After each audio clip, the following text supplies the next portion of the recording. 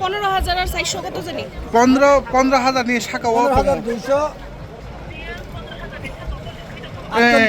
15,248 রুনেল দেববর্মা। আপনার ডিটেলস একটু বলুন। আচ্ছা এখন অবধি কি আপডেট হয়েছে আপনাদের? সবাইকে ধন্যবাদ।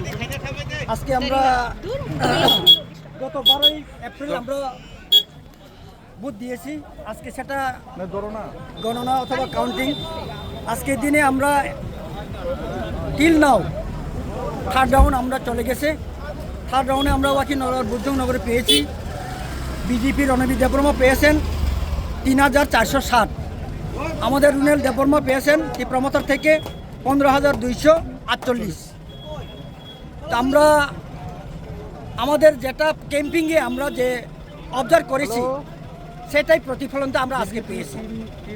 আমরা বিশ্বাস করি নট অনলি শিবনাথ তমাকারি অ্যান্ড 14 ওয়াকিনগর অল দ্য কনস্টিটুয়েন্সি 28-এ আমরা 28-এ আসার সম্ভাবনা একদম প্রবল হয়ে আছে এখন। কি মনে হয় পাহাড়ে কি ত্রিপুরামতা সরকার গঠন করবে? অবশ্যই অবশ্যই অবশ্যই, এটা আর কোনো no doubt, there is no doubt. আমাদের 25টা তো অবশ্যই আমরা আমাদের আছে আগে থেকে, কিন্তু এখন 3টাও আবার আসলে আমাদের 28টা আমরা আশা রাখি। তার মানে ত্রিপুরামতার উপরে জনজাতিদের অবশ্যই অবশ্যই মহারাজের প্রতি সবাই বিশ্বাস আছে। অন্ততপক্ষে মহারাজ ত্রিপ্রাসের জন্য একটা কিছু করবেই করবে তাদের ভবিষ্যতের জন্য। বর্তমানে 14 নম্বরের ফলাফল কি রয়েছে?